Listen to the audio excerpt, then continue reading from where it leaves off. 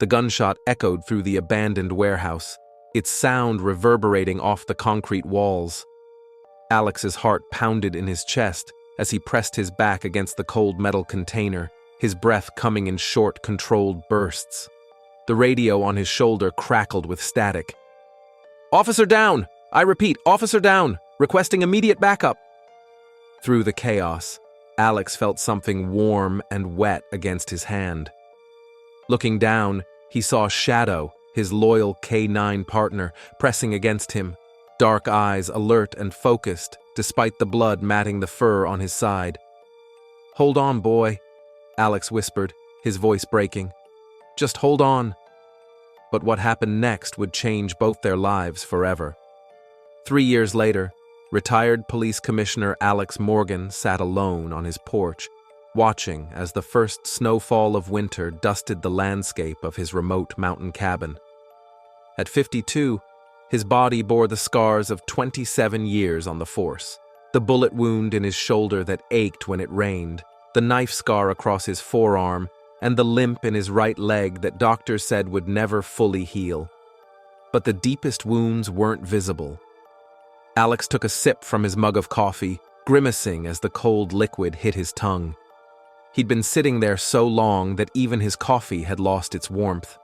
The silence around him was broken only by the occasional creak of the cabin settling and the distant call of birds in the trees.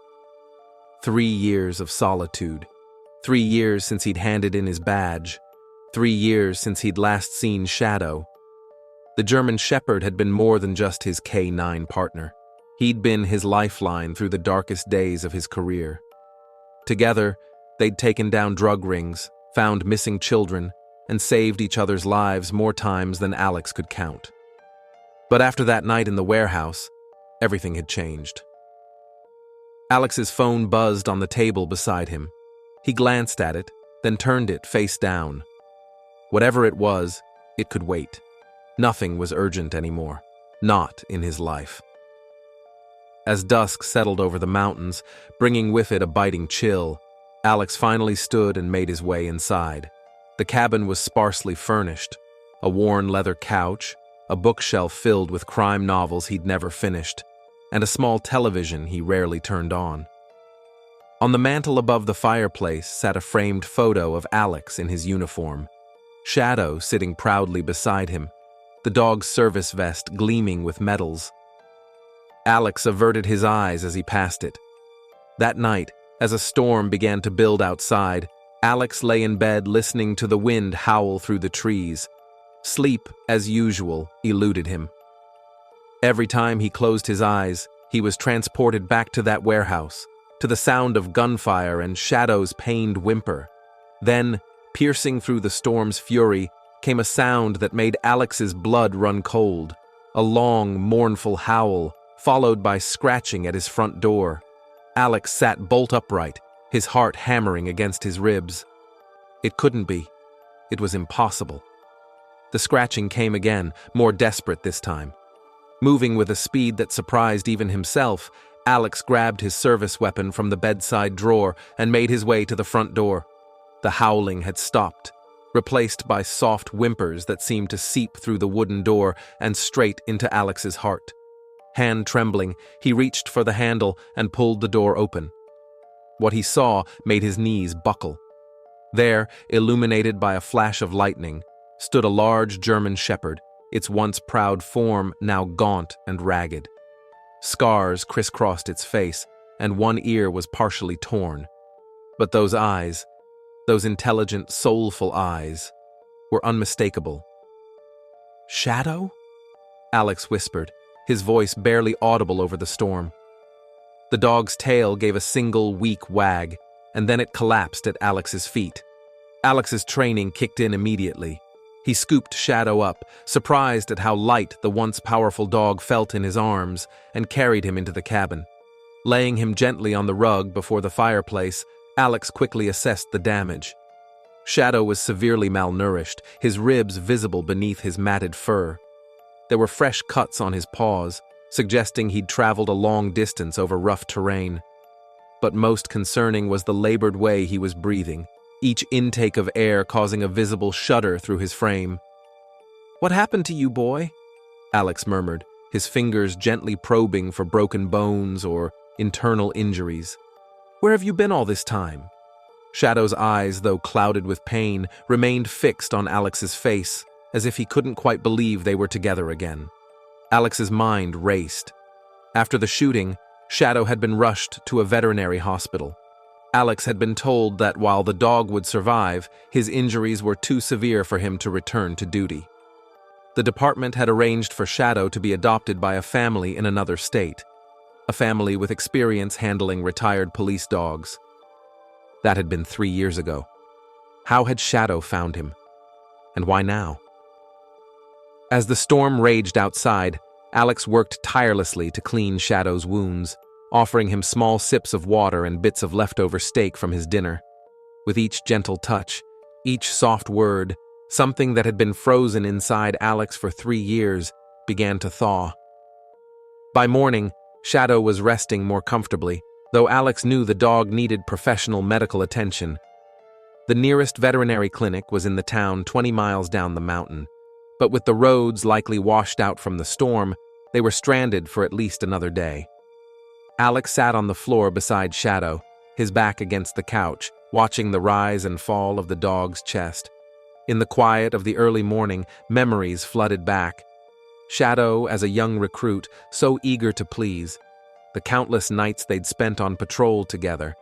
The way Shadow had always seemed to know when Alex needed comfort after a particularly difficult case.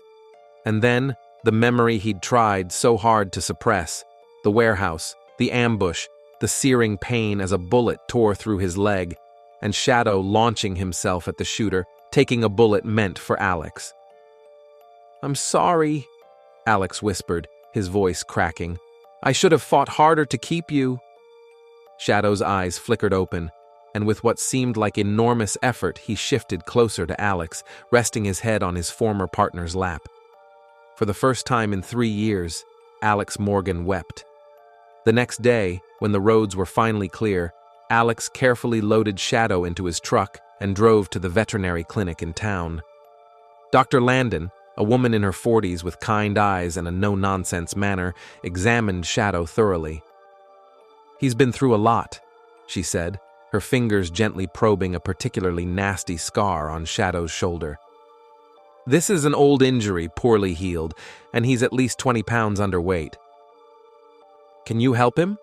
Alex asked, surprised at how much the question cost him, how much he feared the answer. Dr. Landon nodded. "We'll need to run some tests, possibly keep him overnight for observation. But yes, I think with proper care, he'll recover." She paused, studying Alex's face. "You said he was a police dog?" "My partner.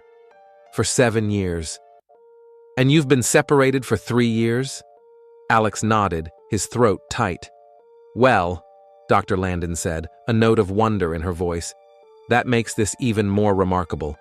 Dogs have an incredible sense of smell and memory, but to track someone down after 3 years, over what must have been hundreds of miles." She shook her head. "He really wanted to find you." As Dr. Landon prepared Shadow for his overnight stay, Alex stepped outside the clinic, needing a moment alone.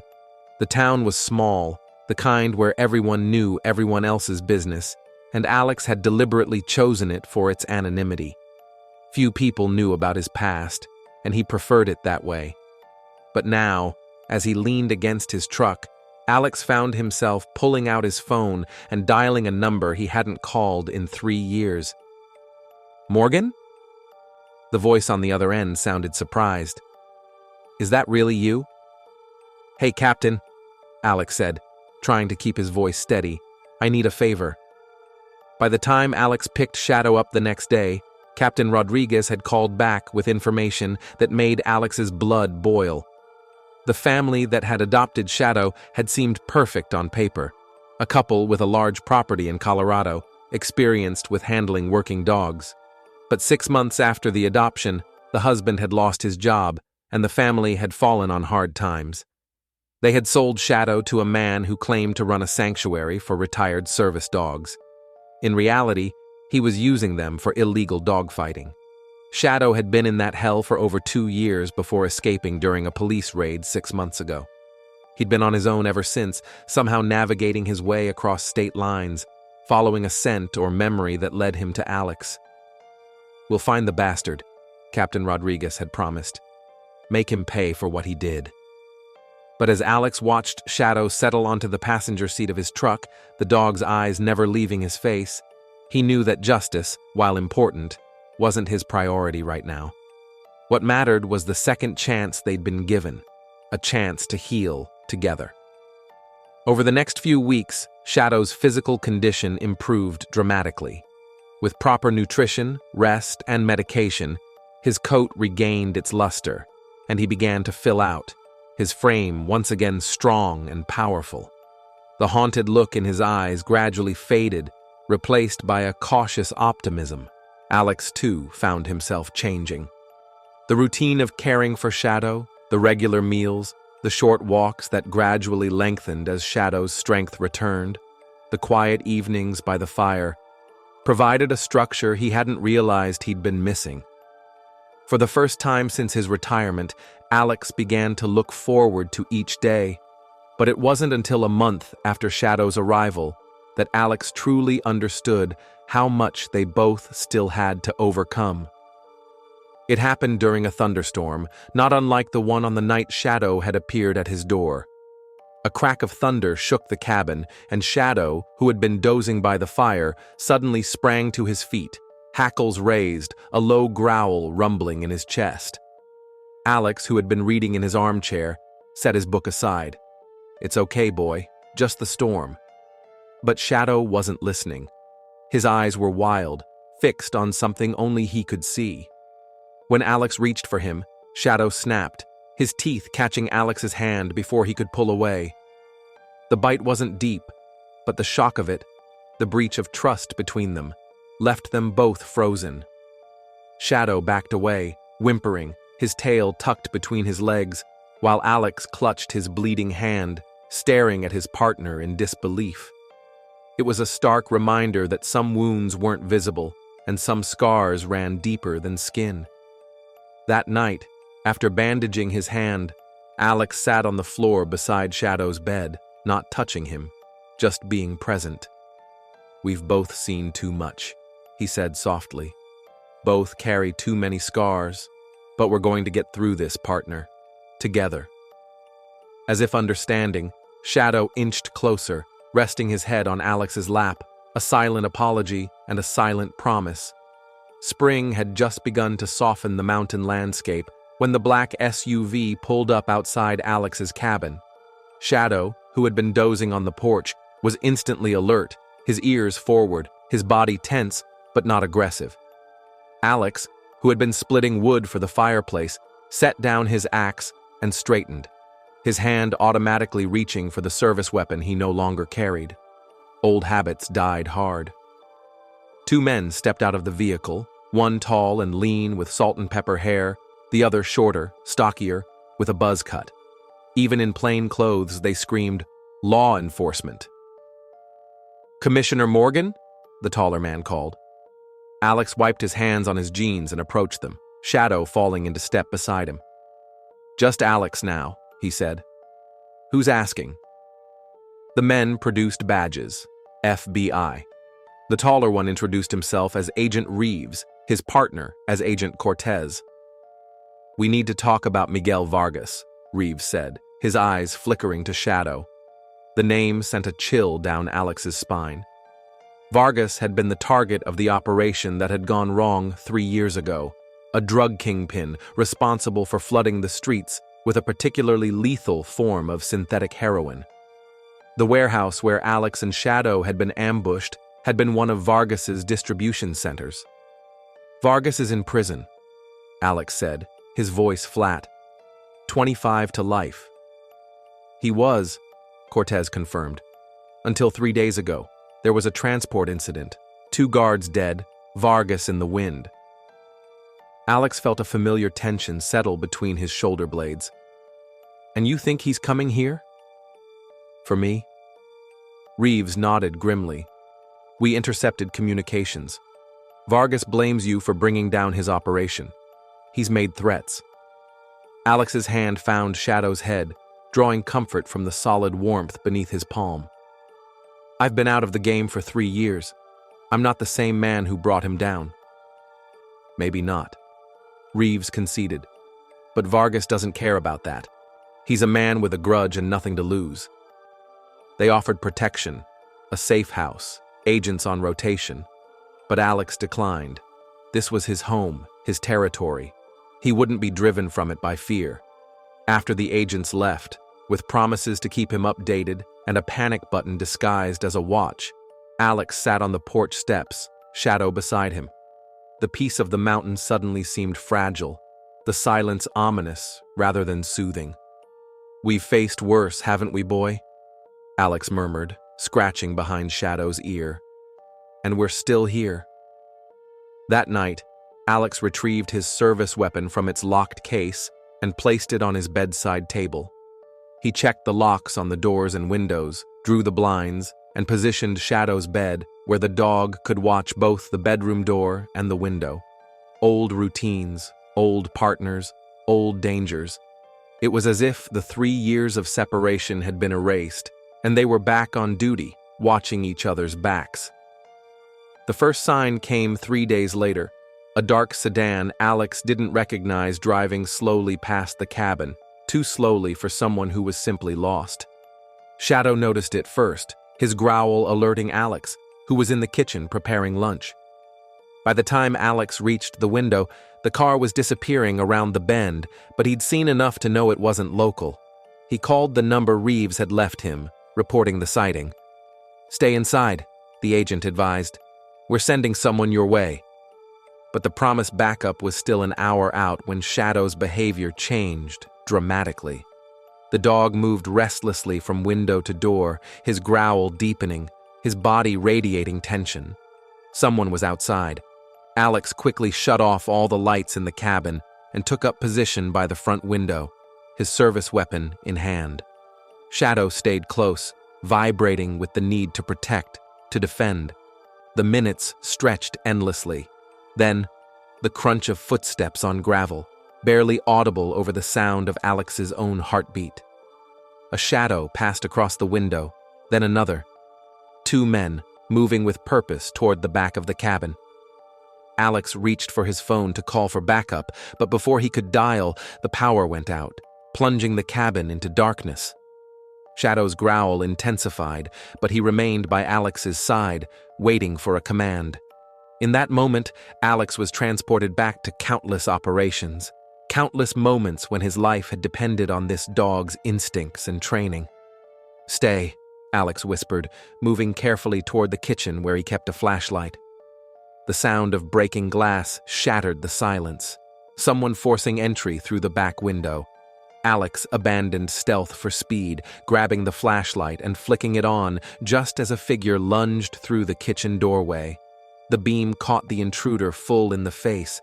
A man Alex didn't recognize, but the gun in his hand was unmistakable. Alex fired first, the shot deafening in the confined space. The man dropped, but there had been 2 shadows. Alex spun around just as the second intruder emerged from the hallway. This one he recognized. Vargas himself, older, thinner, but with the same cold eyes. "Morgan!" Vargas snarled, raising his weapon.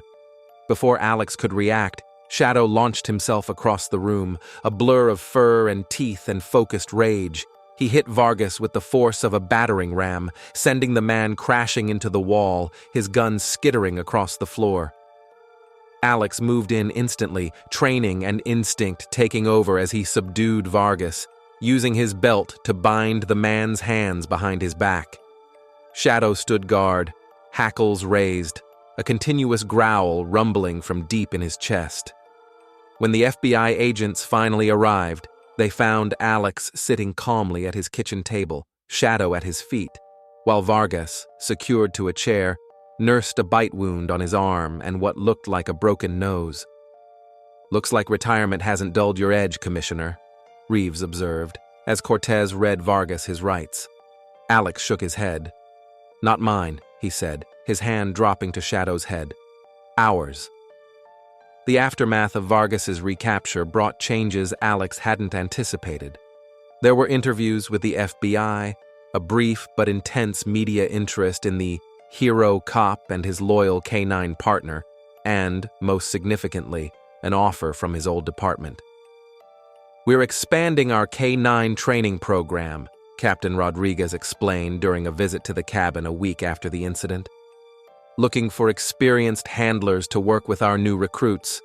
Part-time, consultancy basis. You'd be perfect, Morgan." Alex hesitated, glancing at Shadow, who was sprawled on the porch, watching a squirrel chatter angrily from a nearby tree. "I'm not sure I'm ready to go back." Rodriguez followed his gaze. "Maybe not to the force full-time. But this? Teaching others what you know, what you and Shadow accomplished together? That could be good for both of you." The idea took root slowly.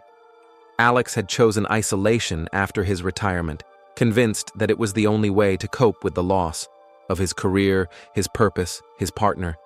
But Shadow's miraculous return had changed everything. They had both been broken, both carried scars, both visible and hidden.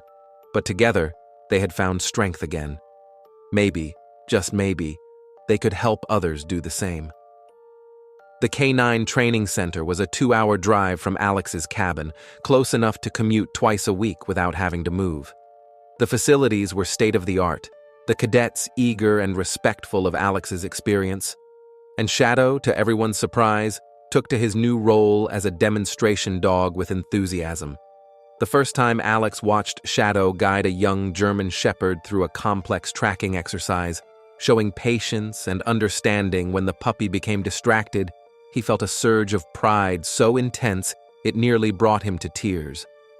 This was their new purpose, not chasing criminals or facing danger, but passing on their knowledge, their bond, to the next generation of officers and their K9 partners. Back at the cabin, life fell into a new rhythm. The mountain was still their sanctuary, their healing place. But now it was also their launch pad, the solid ground from which they ventured out into the world again, making a difference in a new way. One evening, as summer faded into autumn, Alex sat on the porch, watching the sunset paint the mountains gold. Shadow lay beside him, gray now frosting his muzzle, but his eyes still bright and alert. "We did good, didn't we, boy?" Alex murmured, his hand resting on Shadow's head. Shadow turned to look at him, and in that gaze, Alex saw everything they had been through together: the danger, the separation, the reunion, the healing. But most of all, he saw the unbreakable bond that had brought Shadow back to him across miles and years, against all odds, a bond that had saved them both. Shadow's tail thumped against the wooden deck, once, twice. Then he rested his head on Alex's lap, a contented sigh escaping him. Yes, they had done good, and they would continue to do so, day by day, side by side. As the light faded from the sky, Alex Morgan smiled, a full, genuine smile that reached his eyes for the first time in longer than he could remember. Shadow had found his way back to him through darkness and pain, guided by a loyalty that transcended understanding. And in doing so, he had led Alex back to himself. If this story touched your heart, remember that many retired service dogs need loving homes after their years of dedicated work. Consider supporting organizations that help place these heroes with families who understand their unique needs and can provide the care they deserve. Share this story to spread awareness about the incredible bond between handlers and their K9 partners, and the importance of ensuring these brave animals find peace and love in their retirement years. Together, we can ensure that no service dog is forgotten after their duty ends.